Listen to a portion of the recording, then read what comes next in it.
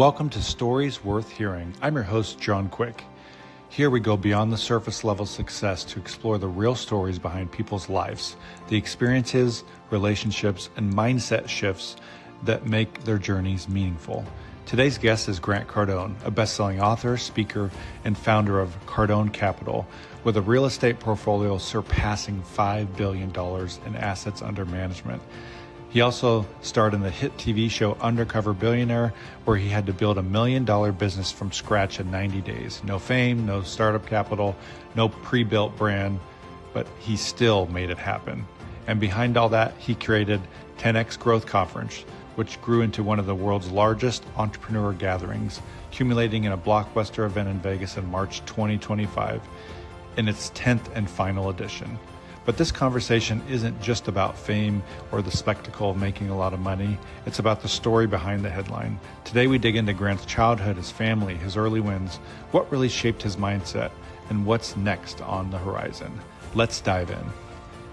Well, welcome to the show, Grant. Super excited you're joining us today. It'll be fun to hear a little bit about your story. And, I'm sure our audience will be excited to kind of get a behind the scenes peek of Grant Cardone. But first, I have a question for you. So I was watching your show, Undercover Billionaire, and you made a comment, I think, that maybe was the most intriguing comment of the whole show. And you said that before your dad passed, he told your mom to go learn about sales. Tell me about how that shaped your life. Yeah. So, my dad died when I was 10 years old. And, I don't have a lot of memories of him, except I remember him getting up every morning, putting on his suit, getting his briefcase, going to the office, coming back at night tired. And, he was a sales guy. I remember him always shaking people's hands, always stopping to say hello to people. And he had tremendous work ethic. Those are basically the things I remember. And he also said, hey, protect your name. Like, you got to protect your name, no matter what, defend your name and don't do anything to damage it. Well, years after my dad had died, I had gone to college. This is, I guess, 12 years later. And my mom said to me, I was getting an accounting degree and I got out of college and I couldn't get an accounting job because nobody was hiring accountants in this refinery town. And I got a sales job and I hated sales. And my mom came to me and said, your dad told me to tell you that, that a good salesman can go anywhere and do anything in any economy, and they'll always be needed. Yeah. Well, one of the things I think if folks have kind of, watched your social media and stuff like that, family does seem very important to you. Tell me maybe one thing that fatherhood has taught you that business maybe never could. Oh my God, dude. Like the thing I'm most proud of in my life, like literally anytime anybody asks me about my girls, it brings tears to my eyes. And the reason it does is because I'm just so blessed to have the interest in being a father. I'm interested in being a dad. And my kids now are 13 and 16, so they're starting to move through those a little more challenging times that people talk about. But I'm always interested in being a dad, dude. Like I'm a great dad. Like, one of the things I do best in my life is I'm a great dad. And I don't know whether it's because the mom did such a good job. Elena did a great job with the kids. She did natural home birth, no drugs. I'm convinced that has a lot to do with my kids being sane. We never vaccinated the kids. Not to make this too political, but and then the third thing is we homeschooled them. Yeah. And I think my kids are I'm a super dad, bro. Like, I'm a great dad because I have great kids, or they're great kids because I'm a great dad. Nobody quite knows what, but I'm interested. I always take time to play with them and talk to them and listen to them and take phone calls from them. So no matter how. There'll be a lot of entrepreneurs that are watching this that probably have miserable work-life balances. They maybe see their kids a couple times a month or whatever it is. What's some advice you'd give them? Because I think sometimes folks don't know where to start. Maybe they feel like, I just got to keep grinding away and then eventually I'll go build a relationship with my kids. What's some advice you'd give to folks grinding away, but it's really important to keep that family? Yeah, I'm careful to ever give parental advice because that you can really trigger people. But, I think about Donald Trump. I think about Donald. Even if you hate Donald, you gotta admire that his kids turned out pretty good. And he had his kids in offices when he was doing. He even bragged about, I don't change diapers, I don't do all that, but they're in the office. So our kids have been homeschooled and They have been on payroll since they were 6 years old. They are required by contract to do certain things. Part of that is to sit in the office with me, go on trips with me, do presentations with me, to take notes while they're in meetings. We're probably going to go public next year, and we had 5 meetings with the big banks in New York, and my 13-year-old had to sit in those meetings and take notes. Nice. And I've been to real estate meetings. I was at a Warren Buffett meeting 3-4 years ago, and up in Boise, where his office is. And I brought my, at that time, 10-year-old, and the other real estate guys were like, dude, why didn't I bring my daughters to this meeting? I'm like, I don't know why you didn't bring them. It's better than them being in school. So to answer your story, I think quantity is very, very important. I know people talk about quality of time, not quantity. I don't think it's real that you're just going to spend quality time with people without giving them quantity. Kids need quantities, and they'll be done with you before they have no interest in long. It doesn't have to be 5 hours, but it needs to be repetitive, consistent. And the trick for us was homeschooling, man. If you homeschool your kids, you're forced to deal with them, as opposed to sending them off to some strangers. Yeah. Well, do you think the American dream still exists today? And why? Under Joe Biden, it was pretty doom and gloom. We luckily got Trump back in there. Do you think there's opportunity still for folks to, just like you did, start from the ground with nothing and, become a multimillionaire? Yeah, 100%. I absolutely believe I think it's changed. I think how you get there is going to be radically different than how your parents got there. And I think it's going to be faster. It won't take as long. If you try to do it the way your parents did it, you're not going to do it. Saving money, equity in a home, the house is the American dream, you got to go to college, you need a retirement account. None of that is on the table. All that is over antiquated. Starting with the house, buying a house is ridiculous. It's not an investment. It is a terrible, terrible decision for most people. This could be your headline, by the way. It'll get so much traction, bro. Buying a house is a prison sentence of 30 years.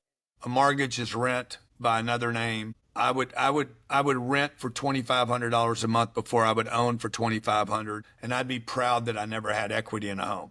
It's trapped. $12 trillion trapped in equity in a home right now that has not created any American dream for anyone. So yeah, I absolutely believe the American dream is real. I proved that, by the way.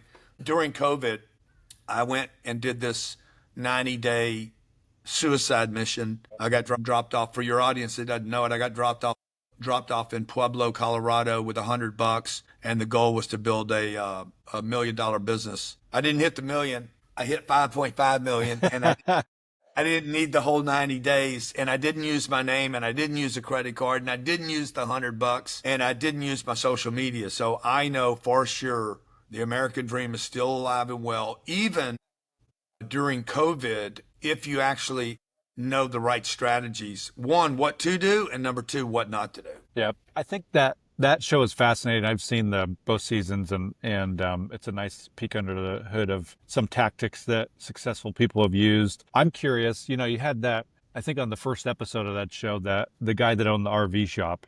I mean, he talked about a good Samaritan, and then it seemed like you actually made really good friends with Matt. Tell me a little bit about that experience, and do you keep up with any of those folks and what that's like? Yeah, so behind the scenes, the first 5 days, I was so productive in the first 5 days. The executives at Discovery called me and said, we don't have a TV show, bro, if you keep doing this.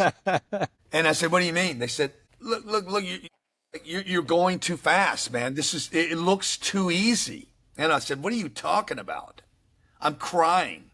On a daily basis, you guys have me on camera crying like a little baby, and I'm living in an RV. It's 16 degrees.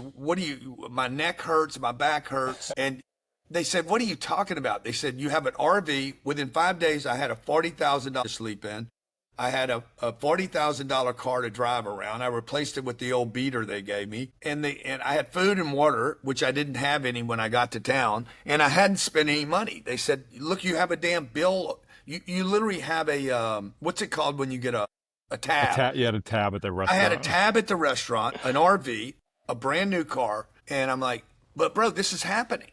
I told Nancy Daniels at Discovery, I said, but it's happening. Why don't you just let it happen so America learns that they don't actually have to suffer in order to get life right? And all I did there, by the way, the little hack there was I spent all my time with people that were in business. So I went to the RV park because I knew I'd looked online for businesses that were for sale. And the reason, and Discovery did a terrible job at really telling this story. The reason I looked at that, why would I go look at businesses that are for sale? Because it introduced me to businesses and business owners. And if you're gonna hook up with anybody in a community, you want to hook up with somebody that already is in business. Yeah. You don't want to hook up with a bunch of people learning how to start a business. So I went to the RV park. Bro, I didn't know I was going to get a bed there. I thought I was going to buy his company. And it just so happened when I got there, when you get around quality people have things to give you. And when I got there, I'm like, shit, maybe I could sleep here tonight.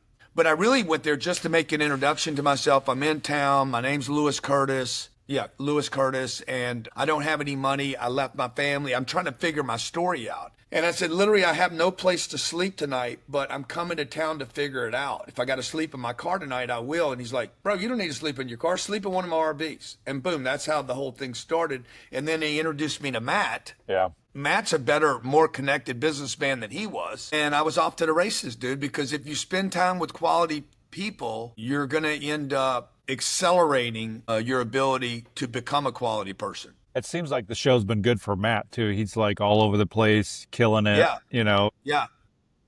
I talk to them 2 or 3 times a year. You know, they're great people, man. It was great connections. I would never do it again, ever. And if any of you can get a copy, there's some bootleg copies on the internet of just the 90 days I did it, and they took out the other 2 girls and chopped it up. Yeah. And you can see behind the scenes of what I'm doing. That's super cool if you can get that footage. Well, it's interesting that all 3 stories are so different. I think you had by far the most success. One of the contestants was able to sell, I think, 6 juice shots. You know, compared to what you did, you killed it. So it was a lot. It was a fun show to watch. Yeah, those other 2, those aren't businesses anymore. They're, you know, and I can tell you for sure, mine was not produced. I cannot tell you about the other. That's true about the other 2 because they came to me. I know these companies produce shows. These reality shows are produced, meaning they're not reality. Yeah. They came to me. Discovery Channel came to me on day 26 or 27 and said, we have Eric. We want you to meet Eric. And I'm like, I don't know Eric. And they said, yeah, but we have this person. He'll be great TV. I said, bro, this is a reality TV show. Okay. This is not you produce the show and I go meet people. Okay. You guys, there was 19 people in production. I said, I could put all 19 of you together and you would never make $1 million in a year, much less than 90 days. So please stay out of my way. If you want to go interview Eric, take your little camera over there and go interview him. I have no interest in Eric. Yeah. Okay. And they're like, you're so tough. And I'm like, I only want to talk to business people. I'm here on a mission. The goal was $1 million, and I was going for 10 million. So I didn't have. And if you, I think you said in there, if you didn't hit the $1 million, you'd donate $1 million or something like that. I offered to give them $1 million in cash if I didn't hit the $1 million. Yeah, nobody. They probably hadn't. Those producers probably hadn't seen somebody like you in a long time. Dude, it was the worst part of that whole deal was being away from my wife and kids, and the second worst part was dealing with the executives. Yeah. Thanks, Tony. So it'd be like dealing with Newsmax every day. Oh yeah, that's why I don't do that for a living. I just do it as my creative outlet. Yeah. So I want to be mindful of your time. I really appreciate you joining us today. We're good. You got me on my lunch good? break, so I'm actually cool. I got some time. Yeah. Nice. So you've shared the stage with the who's who of celebrities and business people, Tom Brady, the list goes on. What's one of your favorite moments that you can remember on the stage? Maybe it's at one of your 10X conferences or a different conference. Kind of share with us one of your favorite moments. Yeah, so man, I have so many. Anytime anybody asks me about them, it just rekindles a whole bunch of great experiences. I mean, the experience I had with Tom Brady was there was 12,000 people there, and it was like there was only 2 people, me and Tom. And we were so locked into each other, bro. Like I literally thought we were going to start like it was such a lock-in of 2 intense animals. And he was completely engaged with me. I was engaged with him. I was trying to get down to like, what is it driving you, the individual, And that was super. It probably means nothing to anyone else, but it meant a lot to me. I did an interview with Arnold Schwarzenegger, and it was cool that he was so envious of all my Hummers. And look, there's other people, like there's been guys up there that are worth 10 and 12 billion dollars. I remember a guy that sat on my stage sweating, terrified, shaking like a leaf, bro, and he's worth 12 billion. So, it just reminded me of how you can get people out of their environment. I've had super mega Broadway stars like that have been in front of everyone and anyone that were nervous. And I'm sitting there, I'm not nervous at all, and they're sitting there nervous, right? So there was so many great behind the scene experiences. I remember I had Usher on stage. I said, Usher, how many stages have you been on? He's like, I don't know, 5,000. I said, the chances of you remembering me a year from now are like zero. And he didn't know me. We paid him. He came on stage. I did the interview. He's probably resenting even being in the interview. He's like, how did I get talked into this? They get talked into it because of money. Well, a year and a half later, I saw him at a Dave Chappelle concert. And this shows you the value of doing a good interview. The interviewer should be interested in the subject they're interviewing, not the audience. And I've always been interested in making it memorable for the person I'm interviewing. Now, keep in mind, this is a guy that's been on 5,000 stages, has had millions of women throw their panties at him. He's probably slept with many of them. He can't count. A year and a half after I did that interview, I was at a Dave Chappelle concert behind stages talking to Chappelle. And David Hart runs up, dragging this woman behind him and says, Grant Cardone, Grant Cardone. He was in his little red vest. Grant Cardone, meet my mother. And he remembered that interview, dude. Because I think the interview was good for him, but then he went and researched me after the fact and saw the stuff that I'm doing with communities and kids, and then he became interested in me, And so, I could go on and on about the people I've interviewed. President Trump, I interviewed him, bro. That is the most difficult interview a person will ever do. Yeah, he fills up a room quick, I bet. Bro, the guy is it feels like this giant python, like massive individual that you're trying to manage and you're trying to kind of move the conversation with. So that was a cool moment in my life. So you've kind of, I've watched you over social media over the years. You kind of talk every once in a while about politics. Do you think that matters in people's life? Should people be interested in who their elected officials are? Who's their governor, who's their city council people, and why should they be interested? Yeah, I think my mom, when I grew up, it was like, don't talk about politics, don't talk about money, and don't talk about religion. All three of them are very important to me, and I talk about all three of them. Okay, my religion's vitally, vitally important to me. I think religion's important to mankind. Where civilization doesn't have religion, they tend to destroy themselves. Money, if you don't have money on this planet in the 21st century, if you don't have money, you're shit out of luck all the time. And politics, if you don't, you need to talk about politics. Everybody needs to start talking about politics, because the politicians, if you don't talk about it, they're going to keep getting away with the bullshit they've been getting away with, particularly here in America. I mean, they've destroyed our food supply. They've given the right to these big pharma companies to basically vaccinate us until we're sick. Blood pressure medicines, the statins that are being overprescribed, the bullshit that we're on. They put you on it and then they tell you, oh God, I got to add another thing to get on another thing to get on another thing. By the way, you can't get off of them. Don't ever try to get off of them, because if you do, you're going to withdraw. Like, it's such a racket. And that's politics. Taxes are politics. Regulations are politics. Your freedom is based on what your politicians are signing off on. Yeah, I think our founding fathers would probably be a little upset by how big our government has grown. But bro, we used to fight over a 1% tax increase on tea. Yeah. Now the entire country takes it in the ass like they're at a Diddy party when they raise taxes. They raise taxes. Some of you guys are paying 53% where you live at, and then you're paying purchase taxes, estate taxes, auto taxes, gas taxes, excess taxes, gift taxes. Like, none of this money's yours anymore. And then they print money at will. So again, if people just keep putting their head in the sand and say, I'm not going to talk about it, they're going to keep doing it. So what's next in store for you? You've conquered a lot. I think, maybe off here, but I think you've got $5 billion in real estate. You have some of the most successful entrepreneur conferences out there. You've done it. You know, some people could say you could go sit on a beach and sip Mai Tais the rest of your life and be a happy camper, but my guess is you probably will never retire. So what's next for you? Yeah, so the Mai Tai thing's not an alternative. I live on the beach, and I've always lived on beaches. I love being on the water. So me going out and sitting on the beach, I mean, that's what you do when you visit a beach. If you live on one, you look at it, right? So yeah, I have no interest in retiring, dude. I wouldn't know what to do. I need to work. I have to work. Work is interesting to me, and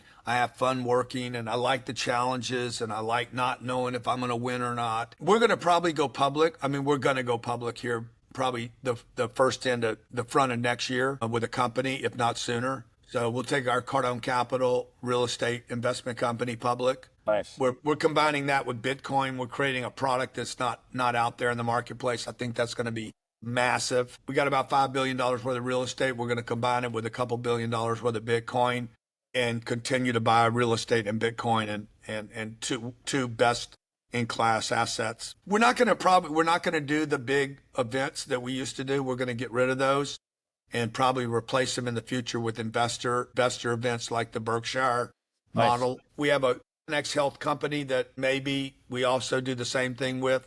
It's a phenomenally successful company. It's only 4 years old that we bought from a guy. And then when I'll continue to help people, like I love helping people. I don't care. Like I love doing this interview today, possibly reaching somebody and somebody hears something that they either disagree with or agree with. Because if you disagree with something, that's actually good too, right? Yeah. Because if you're like, no, Grant's wrong about the house.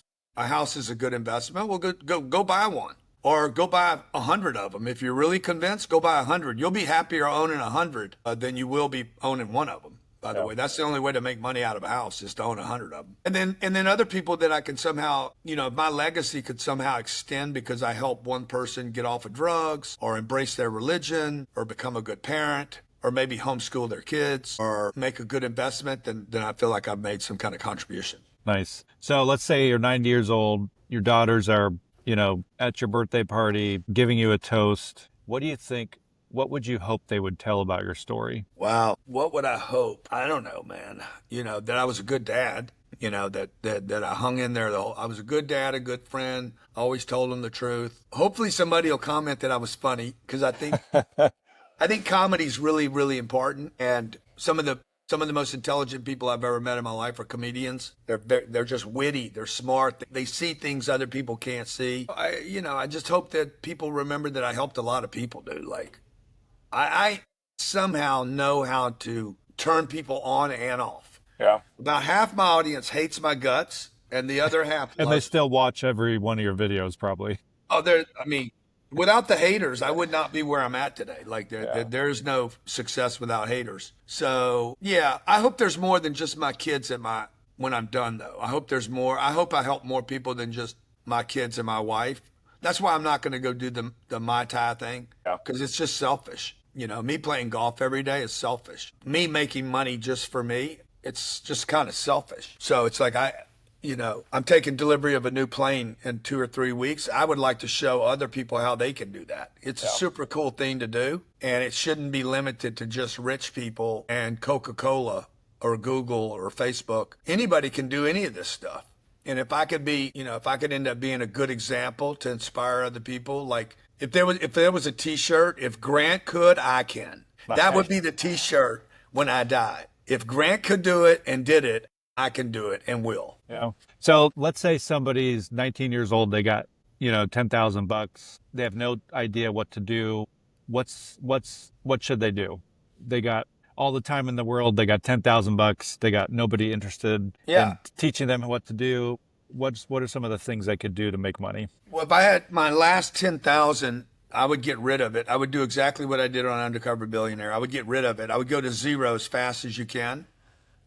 Look, when you don't know where you're going, the first thing to do is understand you got to get going. And the guy that's got 10,000 thinks that that's going to help him. You're already broke. By the way, if you had 100 grand, I'd tell you the same thing. Get rid of the 100 grand and go to zero. The most powerful place in the world is zero. It is infinite. You can't measure it. It has tremendous creativity. And, everything's up from there. So I would tell you, I would take the 10 grand and I'd blow it on me. I wouldn't blow it on a watch or a pair of shoes, or I wouldn't give it away. I would invest it in myself to become a newer $100,000 version of myself. Yeah. And if I had 100 grand, I'd probably reinvest the 100 grand into me or a business or connections. I'd reinvest that to become $1 million version of myself. And I'd just keep doing that until you get great at something. So to the 19-year-old, you have to get great at something. It doesn't matter if you like it. If you get great at something you don't like, at least you'll be great at something. And if you're great at something, people will pay you. And if you're good at something, they might pay you a little something, but it ain't going to be good. It's not going to be more than good. So if you want to be paid exceptional, but you have to become exceptional. And the only way to do that is to reinvest in yourself. Nice. I love it. Well, any parting words here? One of the things I always ask folks is if they're hopeful for the future or if they're not, and why. Give us your thoughts on that. Well, to the people that want excuses, it's going to be terrible for you. Okay. The future is going to be terrible for anybody that needs excuses. For the communities out there that have blamed others for your problems, all that shit's off the table. AI is going to make your world miserable because your excuses will be gone. Everyone will be able to be a genius. Everyone will have information at their fingertips in microseconds. Everyone will pay the same price, zero. Everyone will have access to the same data that everyone else has. You won't need to go to schools. You won't need to be born in some special neighborhood. It won't matter whether you're white, brown, male, female. It doesn't matter, bro. Everybody's going to have the same data, and it's going to be free. So now that being said, it's going to become extremely competitive, but the payoffs are going to be monster. So it's still going to come down to who's in beast mode, who's hungry, who won't let go. Like, these things cannot be replaced by AI. Persistence, tenacity, the ability to get inspired even when you're not, that kind of stuff, those kind of characteristics, to convert anger into something positive and constructive, to turn haters or losses or depression into something positive. Those things are going to become irreplaceable, valuable commodities in human beings. That's it for today's episode of Stories Worth Hearing. I hope you enjoyed this conversation with Grant Cardone, a look behind the numbers, the books, the brand, to better understand the man, the mindset, and the mission. If something he said challenged you or inspired you, share this episode with a friend, and don't forget to subscribe so you'll never miss another story that matters. Thanks for listening. I'm John Quick, and I'll see you next time on Stories Worth Hearing.